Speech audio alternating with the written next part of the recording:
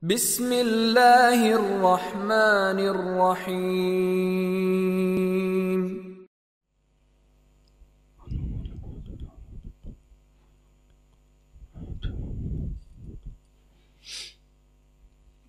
Kita baca pertanyaannya.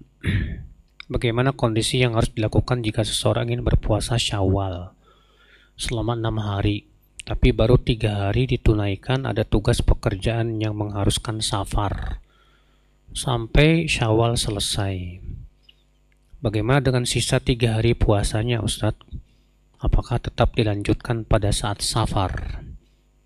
Jika memang saat safar itu dia bisa untuk melakukannya, bagus. Tapi jika saat safar itu berat untuk melakukannya, ya, maka 3 hari sisanya boleh dilakukan setelah bulan Syawal, Pak. Kenapa demikian? Karena memang ini masalah khilaf para ulama. Apakah puasa Syawal bisa dilakukan di luar bulan Syawal bagi mereka yang tidak sempat di bulan Syawal atau tidak? Namun pendapat yang paling kuat boleh. Dalilnya mana? Qiyas. Dikiaskan dengan sholat sunnah.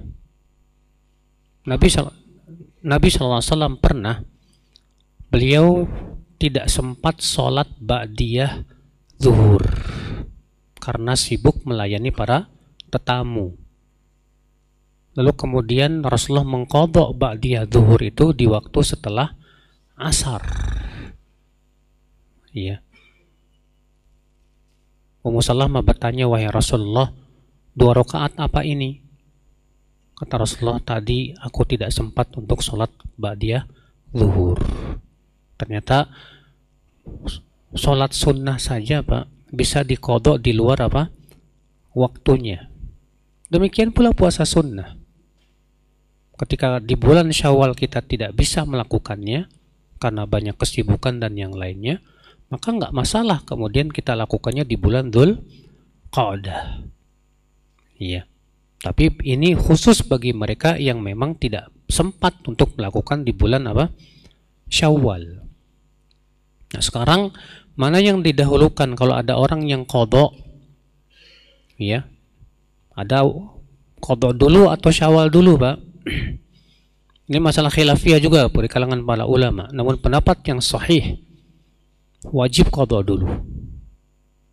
Karena Nabi bersabda, man shoma ramadhana summa atba'ahu sittan min Syawal. Siapa yang puasa Ramadan kemudian diikuti 6 hari Syawal. Lihat, siapa yang puasa Ramadan, tidak disebut puasa Ramadan kecuali kalau dia melakukan Ramadan secara sempurna.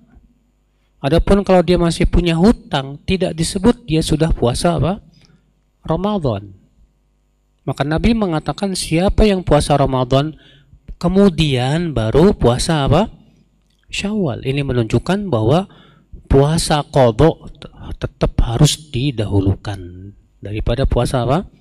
Syawal. Lalu bagaimana dengan hadis Aisyah? Itu yang selalu menjadi pegangan. Aisyah mengatakan, aku tidak sempat mengqadha bulan Ramadan kecuali di bulan Sya'ban. Kenapa? Karena kesibukan Aisyah untuk melayani Rasulullah SAW. Kita katakan hadis itu tidak bisa dijadikan hujjah. Kenapa? Karena kalau qadha Ramadan saja beliau tidak sempat kecuali di bulan Sya'ban, apalagi puasa Syawal. Qadhanya aja beliau nggak sempat, apalagi puasa apa? Syawal. Sehingga hadis Aisyah ini tidak bisa dijadikan hujjah. Ya.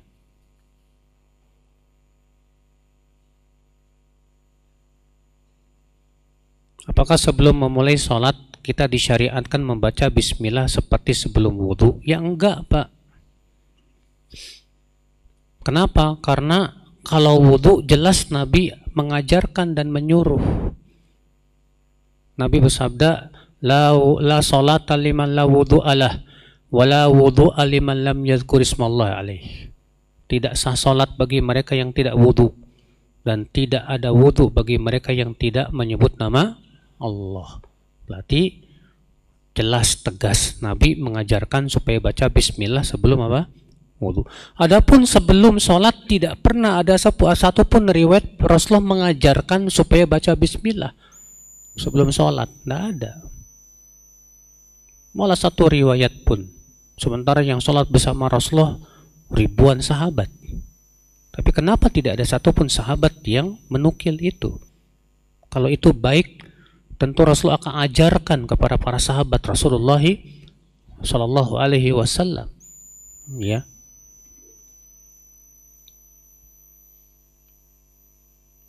Bagaimana menggabungkan dua dalil tentang zikir dengan suara lirih dengan hadis tentang membaca tasbih, tahmid, takbir setelah sholat dikeraskan?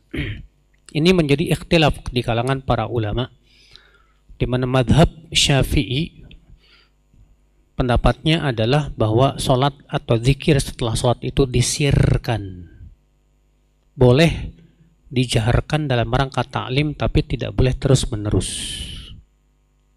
Sementara madhab Hambali, itu Imam Ahmad, mengatakan bahwa zikir setelah sholat itu dijaharkan, dikeraskan.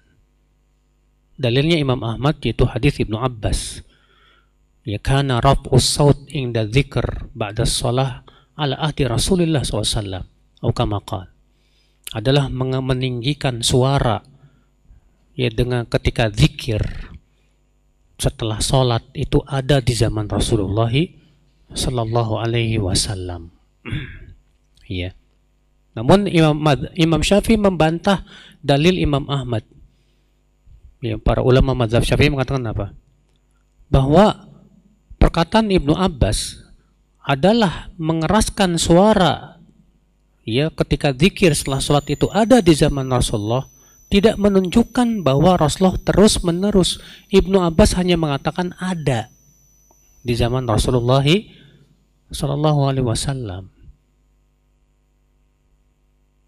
Apa dalil hujahnya Imam Syafi'i, Pak, bahwa zikir setelah sholat itu hendaknya disirkan, tidak dikeraskan? Ayat Allah berfirman, "Wadhkur rabbaka fi nafsika tadarru'a wa khifatan wa dunal jahri minal qaul." Itu surat Al-A'raf ayat 205. Makanya yang ada di masyarakat ya, setelah sholat zikirnya dikerasin, itu bukan madhab Syafi'i sama sekali. Itu madhab Hambali, Pak. Madhab Hambali, na'am, disyariatkan, disunnahkan, dikeraskan. Makanya kalau antum ke Saudi itu, orang Saudi mengeraskan itu, Pak. Karena memang mereka di atas madhab Imam Ahmad. Iya. Cuma yang anehnya di negeri kita ini ya, banyak orang yang mengatakan nggak boleh banyak-banyak madhab katanya. Kalau mau madhab Syafi'i aja. Tapi pas sholat, zikir sholat, pindah madhab dia, Pak, ke madhab Hambali. Iya. Padahal dalam madhab Syafi'i boleh hanya sebatas untuk ta'lim saja, tapi tidak boleh terus menerus. Iya.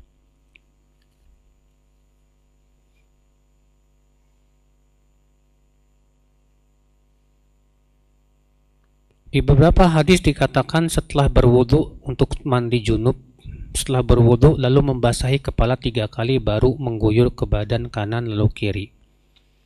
Tapi di kitab fikih Al-Muyassar kalau tidak salah dikatakan badan dulu diguyur lalu kepala. Bagaimana Ustaz? Kalau kita kembali dan rujuk kepada hadis-hadisnya sih kepala dulu, Pak. Iya.